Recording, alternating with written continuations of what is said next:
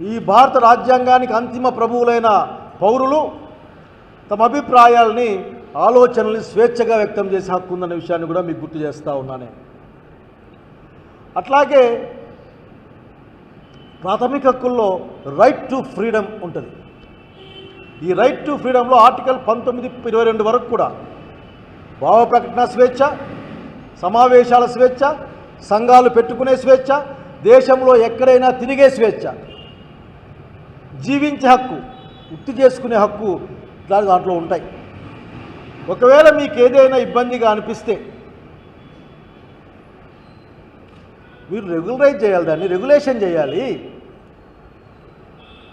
అయ్యా శైలజ్నాథ్ లేదంటే ఇంకొకరు మీరు ఇట్లా పోతున్నారు కాబట్టి ఇట్లా పోవద్దండి, ఎడం పక్క పోండి, ప్రజలకు ఇబ్బంది అవుతుంది అని చెప్పాలి. కానీ నీకు మీరు పోకూడదు, మీ మీద కేసులు పెడతాం, కేసులు పెట్టిస్తాం, మమ్మల్ని ఏమనుకోవద్దని మాకు చెప్తే మేము భారత రాజ్యాంగాన్ని నమ్ముకున్న వాళ్ళం ఎక్కడికి పోవాలి? ఇక్కడ మా దగ్గర ఎర్ర మంత్రగాల బుక్ లేవు, మా దగ్గర లేవు. భారత రాజ్యాంగం మా దగ్గర ఉంది. మాకు శాంతియుతంగా సమావేశం అయ్యే హక్కు ఉంది. పుస్తక ఆవిష్కరణ కూడా మీరు మమ్మల్ని వేరే ప్రాంతానికి మార్చుకోమని చెప్పారు. నార్పల్లో మన చంద్రబాబు నాయుడు గారు ప్రజలకు చేసిన వెన్నుపోట్లు గుర్తు చేస్తూ ప్రజలు రోడ్డు మీదకి వస్తే ఒక్కటి అవాంఛనీయ సంఘటన జరిగిందా? అన్ని వేల మంది అక్కడ గుమికున్నా సరే ఒక్కరైనా సరే ఏమైనా ఎక్కడైనా వేశారా? పైగా దీంట్లో మినహాయింపులు కూడా దీంట్లో ఉన్నాయి. ఆ మినహాయింపులు ఎక్కడ మేము భారత సార్వభౌమాధికారాన్ని సమగ్రతని గుర్తిస్తూ ఉన్నాం.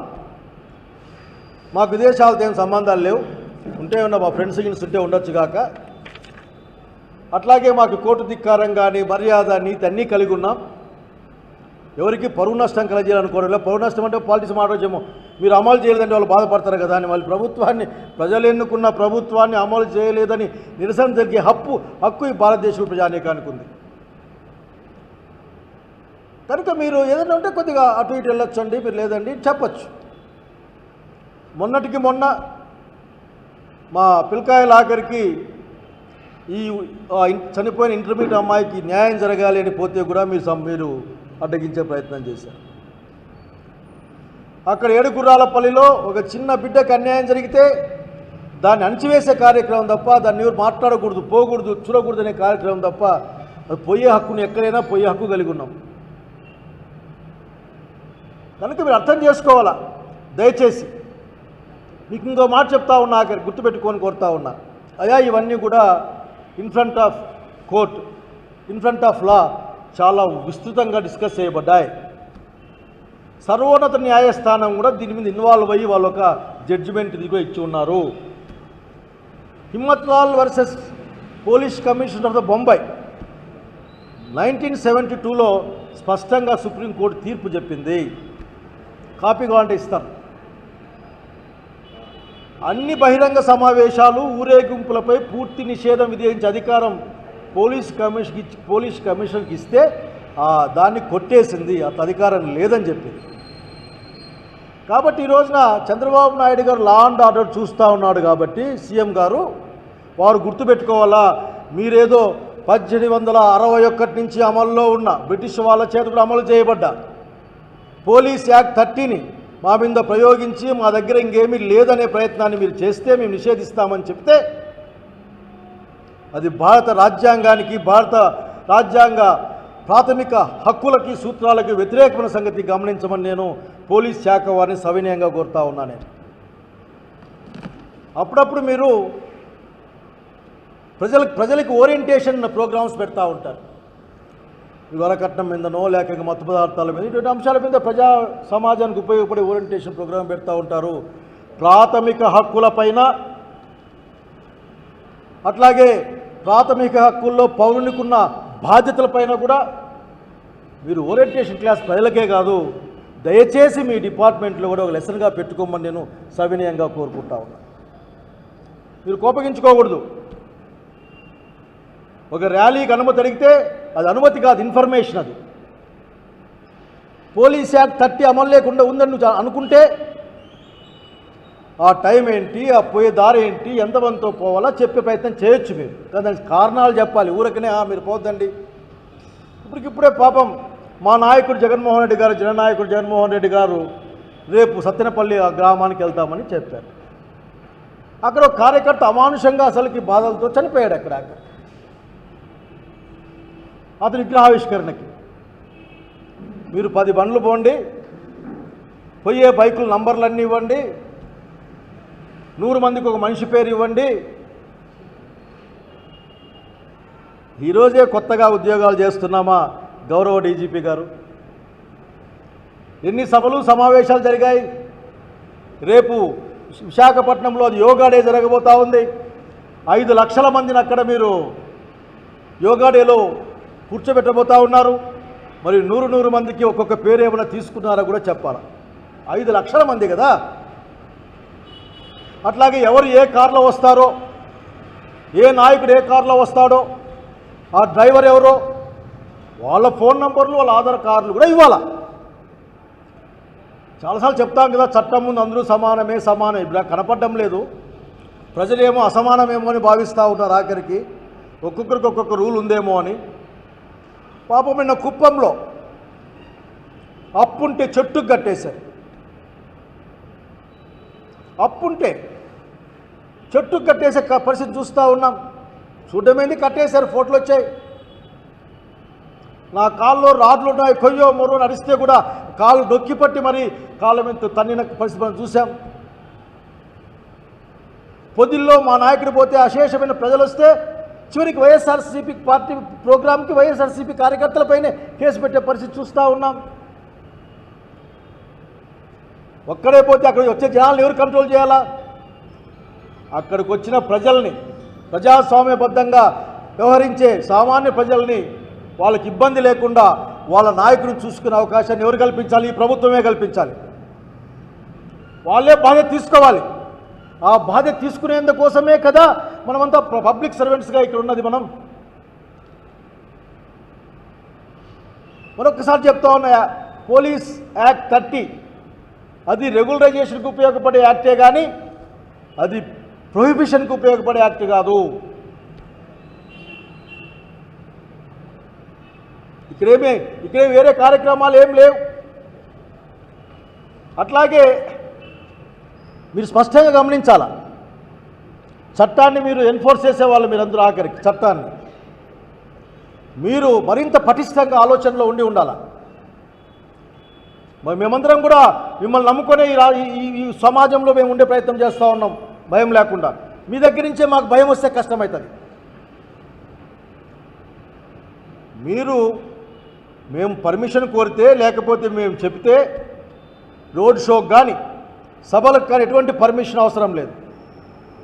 భారత రాజ్యాంగం ప్రకారం 19(1)(b) ప్రకారం మీకు ఇస్తే మీరు అప్పటి పరిస్థితులను అనుసరించి మీరు కొన్ని షరతులు పెట్టి పర్మిషన్ ఇవ్వాల్సిందే, రావాల్సిందే, దానికి మీరు అమలు చేసుకోవాల్సిందే. ఒకవేళ దీంట్లో ఏదైనా నా అండర్స్టాండింగ్ ఏదైనా కొద్దిగా ప్రాబ్లం ఉంటే కూడా నాకు కూడా చెప్పొచ్చు, నేను రమ్మంటే వస్తాను, లేక మా లాయర్లు అంతా వస్తారు. దీని మీద అంతా ఆలోచించా వారికి ఏంటి ఎప్పటి 200 సంవత్సరాల నుంచి అమల్లో ఉన్న, బ్రిటిష్ కాలం నుంచి అమల్లో ఉన్న యాక్ట్ ఇది. ఇంకో మాట చెప్పాలనుకుంటా ఉన్నా, 30 యాక్ట్ అమల్లో ఉందని ప్రజలకు ఎట్లా తెలుస్తుంది అంటే అది కంటిన్యూస్గా 1861 నుంచి ఇంక వచ్చే 1000 ఏళ్ళు అట్లా కంటిన్యూస్గా ప్రతిరోజు, ప్రతి నిమిషం, ప్రతి సెకండ్ అమల్లో ఉంటుందా ఈ సమాజంలో?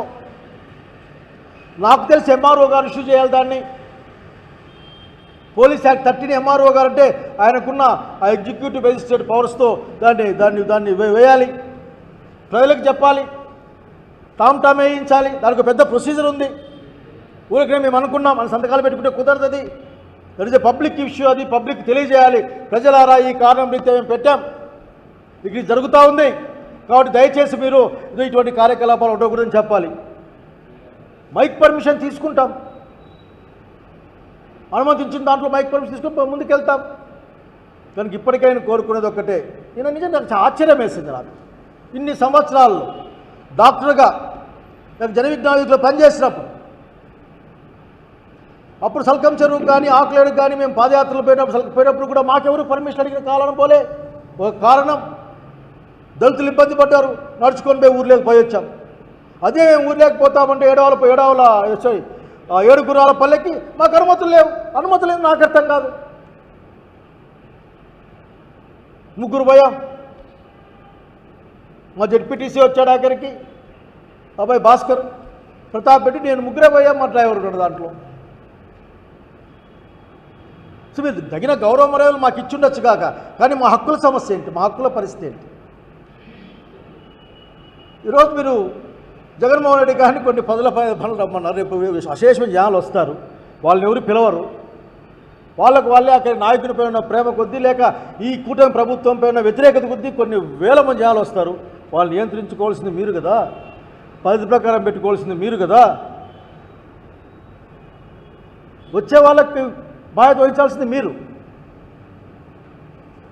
అది ఎంత అన్యాయం మీరు అంటే, జగన్మోహన్ రెడ్డి గారి బండ్లు కంట్రోల్ చేసి, జగన్మోహన్ రెడ్డి గారి దగ్గర ఉన్న మనుషులను కంట్రోల్ చేసి ఏమైనా సాధిద్దాం అనుకుంటున్నారా? వదిలి మీకు చాలా భయాన్ని క్రియేట్ చేసినట్లుంది. వచ్చే కాలం అంతా అప్రహతిఘాతంగా జగన్మోహన్ రెడ్డి యొక్క పురోగమనమే ఉంటుంది తప్ప మీరు ఎన్ని అడ్డంకులు కల్పించినా సరే ఆఖరికి ప్రజలు దాన్ని ఒప్పుకోని విషయాన్ని గుర్తు చేస్తూ ఉన్నాం. ఇప్పటికిప్పుడు స్టోలింగ్లో చూస్తూ ఉన్నా, అబ్బాయి పేరు ఏదో రాశాడు దీంట్లో, మదనట, కానిస్టేబుల్ చెవిరెడ్డి భాస్కర్ రెడ్డికి. ఆ అబ్బాయి డీజీపీకి ఉత్తరం రాశాడు, అయ్యా వీళ్ళను నన్ను హింసిస్తున్నారు, భయపడిస్తున్నారు, కొడతా ఉన్నారు, తప్పుడు స్టేట్మెంట్ ఇమ్మంటా ఉన్నారు, నాకు ఉద్యోగం లేకపోయినా పర్వాలేదు, నేను ఆ మీటింగ్కి పోలేనయ్యా అని ఆయన లెటర్ రాశాడు. అంతకుముందు ఇంకా గిరి అనే అబ్బాయిని కూడా ఇదే విధంగా స్టేట్మెంట్లు ఇప్పించుకున్నారట అని ఏదో కేసు మీద నేను సగమే చూశాను. ఏం జరుగుతూ ఉంది? డీజీపీ గారు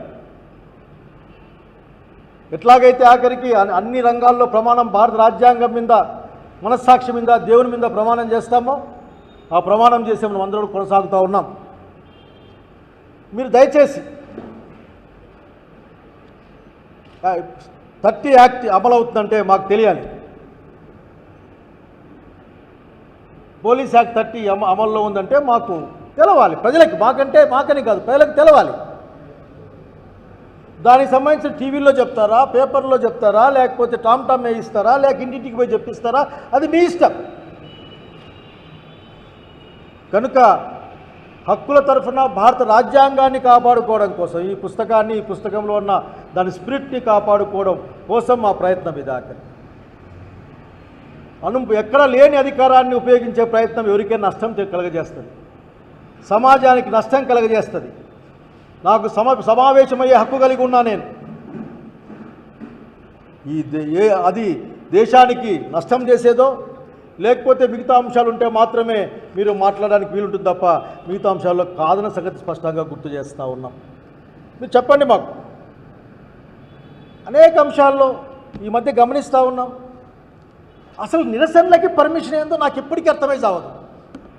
ఈ ప్రభుత్వం పట్లనో ఇంకో సంఘటన పట్లనో ఒక అంశం పట్ల ప్రజలకు వ్యతిరేకంగాను, ప్రజలకు కష్టంగానో ఉంది, ఆ విషయం తెలియజెప్పాలనుకుంటే తెలియజెప్పేవాడి పర్మిషన్ కావాలా? ఎవరికి తెలియజెప్పాలో వాళ్ళ పర్మిషన్ తీసుకొని వాళ్ళకి తెలియజెప్పాలా? నాకు అర్థం కాదు. హెచ్ఎల్సీ లైనింగ్ తొందరగా జరగాలి అంటే హెచ్ఎల్సీ అధికారుల పర్మిషన్ తీసుకొని వాళ్ళ దగ్గర పోయి, అయ్యా మీరు మాకు పని చేయమని అడగాల? జగన్మోహన్ రెడ్డి ప్రవేశపెట్టిన అమ్మ ఒడిని తల్లికి వందనంగా మార్చి సరిగ్గా అమలు చేయలేకపోతే దాని నుంచి మాట్లాడాల్సి వస్తే ఆఖరికి ఆయన అడిగి పర్మిషన్ తీసుకుని మాట్లాడాలనా? ఏంటిది?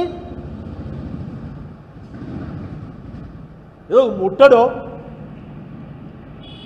లేదంటే దిగ్బంధనమో, ఇటువంటి రాస్తా రోకోలో ఇటువంటివి ప్లాన్ చేస్తే మీరు ప్రజలకు ఇబ్బంది, సమాజానికి ఇబ్బంది కాబట్టి మాట్లాడని చెప్పచ్చు. కానీ శాంతియుతంగా ఒక పేపర్ ఇచ్చేస్తామంటే కూడా మీ యొక్క పరిమితులు కావాలి. మా పుస్తకాన్ని మేము ఓపెన్ చేసుకుంటామంటే కూడా, పుస్తకావిష్కరణకు కూడా టైం కావాల్సి వస్తే ఇంక నేను అసలు I cannot say that. So I'm requesting you all the people, don't be angry, try to understand the fundamental rights of the Indian Constitution is violated or in the process of violation every day in the state. Their fundamental rights, the right to expression, right to speak, right to assemble, right to show their protest, all are the fundamental rights.